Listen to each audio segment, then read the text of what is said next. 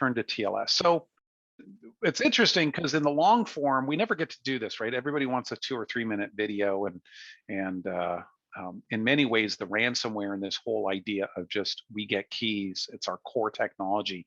And what do you need keys for? It's, well, I needed to inspect traffic, my TLS traffic. It's the same thing, right? So just to baseline anybody who's hanging around who's not familiar with this. So TLS, so what is this? So the world, enterprises and governments and people need to inspect their network traffic, right? All the network traffic moving around is encrypted now for security and privacy. But at the same time, you need to inspect it to make sure there's not bad stuff in it, or to make sure it's operating properly, right? So, but it's all encrypted. If you don't know SSL, it's a little thing, HTTPS or whatever. That's in the old days it was called SSL. In about 2002 or 3, it was renamed TLS. End of the day, it's a protocol to encrypt traffic communications between two things. Well, so people need to inspect the traffic for regulatory reasons and other, but it's all encrypted with TLS. So the challenge is that TLS's decryption is hard. It's always been hard. And the big problem is it's getting harder. The transition and transformation of the way computing is done, applications are done, the absolute sheer cloud scale, and changes in the TLS protocols, advances in the TLS protocol are all making it harder. And what that's done is made the traditional mechanisms that people used to sparingly do it get even harder and have more exceptions. And so the world as a whole, IT and security, can see into less and less traffic. That's a problem, right? Especially given that we just said, well, we should probably be doing a better job of trying to stop stuff. Well, it's pretty hard to detect ransomware coming in the door and maneuvering when it's all encrypted, and if you're not trying to look inside the encryption. So that's what we enable. So the similar story, and let me put this back into probably, can you still see this, Mary? Yep. Slide view mode?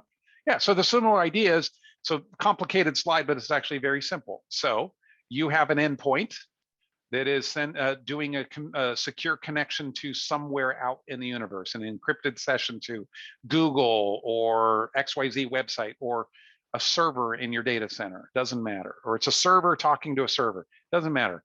TLS is two things talking to each other with a secure red encrypted connection.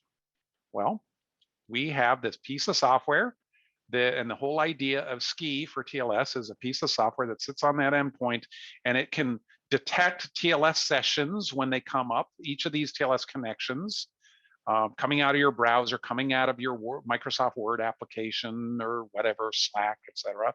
And we can grab copies of those keys reliably and securely and transparently and extremely efficiently.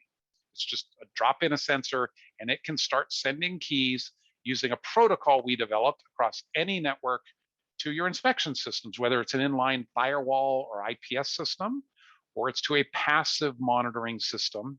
We can get the keys, and we can get the keys safely and securely and extremely fast over to where they need to be for inspection. Why does that matter? When you have the keys, decryption is trivial. And it's fast, and it's easy, and it's efficient. So we make software and have been making software to get the keys and that supports this protocol. And then we make software for people who need it to decrypt using the keys. Some people write their own or modify their existing decryption engines, or they use our code to do that. So as I mentioned, we license this to people and inline or passive, et cetera. So that's what we've been doing, and it's the same story. It's just instead of getting it out to decryptors to decrypt files, it's getting it out to decryptors to decrypt traffic, whether it's traffic flowing through you or copies of traffic that you actually get pulled off either in PCAP files or streaming traffic from what are called taps and mirrors and spans. So that's it. We've been perfecting this. It's actually great. One little note, which is pretty cool, is we can get the keys out so fast. We can get the keys onto an inline system like a firewall before the first packet even leaves the machine in the first place, encrypted. So we can land the keys on the system. So it's sitting there saying, I'm ready to go, just send me the traffic. And key, traffic, It's hardware accelerated, off you go. You can enable line speed, low cost decryption. Interestingly enough, someday I think because well, if this were ransomware operating in here, imagine the ability now to say ransomware is or malware is exfiltrating data. Wouldn't it nice to be able to inspect all that traffic, all of it, inexpensively, and be able to look for exfiltration of data a lot better, as an example. All right. So, oh shoot, we got some. All right. Anyway, so here's some updates. So, when we first introduced our TLS product, it actually was based off of signatures, meaning we would actually go, similar idea, we would go and validate that it works for known scenarios. So we support all the shared system services, all of the standard libraries, a handful of non-standard libraries. And then we started adding in validating that we could work for all the Google applications and all of the Windows applications, Microsoft applications, et cetera. And then we started going down and building out support for things like Docker Desktop and Java and Envoy and Skype and Firefox. And so we've been adding that slowly but surely. And then we've started to add and expanded more automated support, meaning we can actually detect and have put in signatures into the engine, into the sensor, that it actually can detect OpenSSL wherever it appears. Even if somebody took the code and embedded it in their code and it's not a shared library, even if they took boring SSL and embedded that in an Electron app. Well, there's like 900 applications that take Google's boring SSL and embed it in their code and then compile. We can detect all that stuff new. It's no different than what we started to do with or what I talked about with the ransomware is generically, you kind of can't hide. So once we know what boring looks like and how it operates at a root level, we can see it where it is. And then we've actually even added the ability to support customer homegrown. Like if you build an application and for some reason you have a homegrown application where DevOps or SecOps went and did some non-standard library or SSL code and tweaked it, we can even build in support for that as a professional service customization. So there's been this advanced in coverage so now that we can actually cover a broad set. Before I leave that, and I'll come to this last part.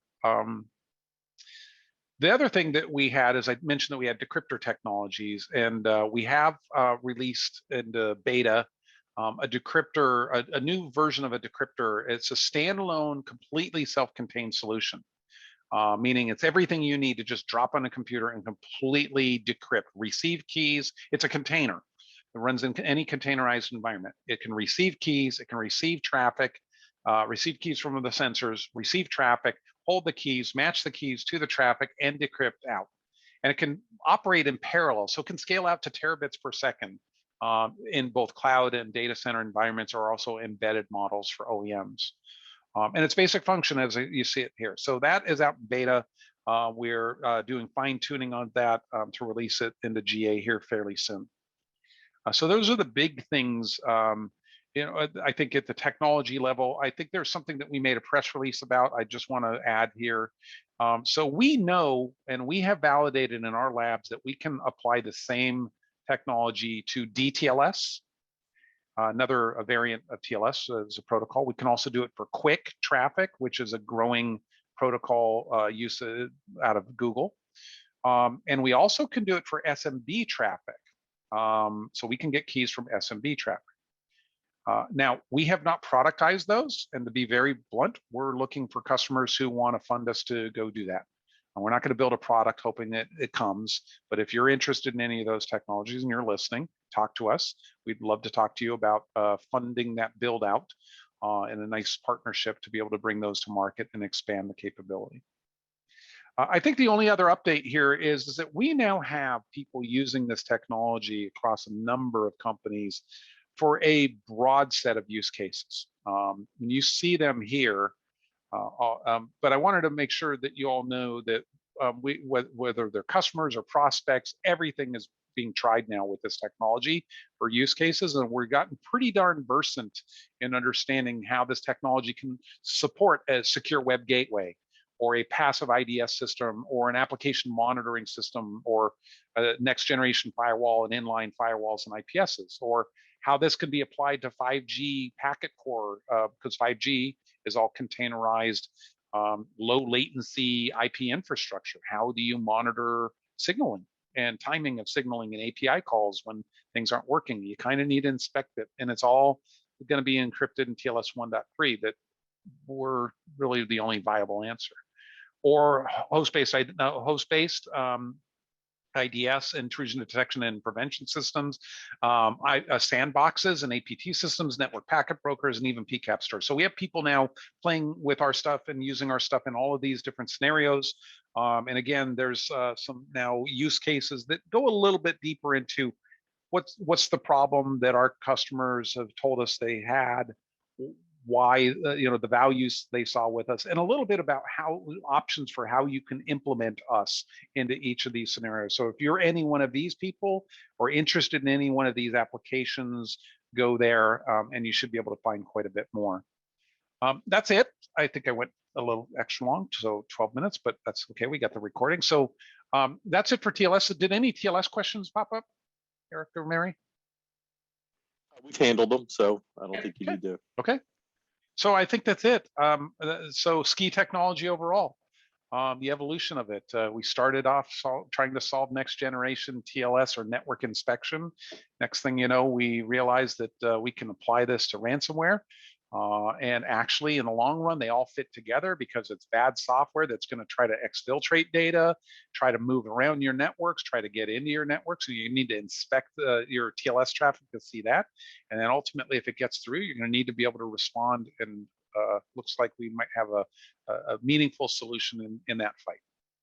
So I want to thank you all for taking time out of your day. I know you could be doing a lot of different things. If you're interested in any of this, again, please engage with us. Otherwise, just tell us you want to be kept apprised and kept informed, and we'll keep coming back at you. So with that, thanks very much. Have a wonderful day and be safe. Thanks so much, Steve. Thanks, Eric. That was a lot of typing. Thank you, everyone. Thank you.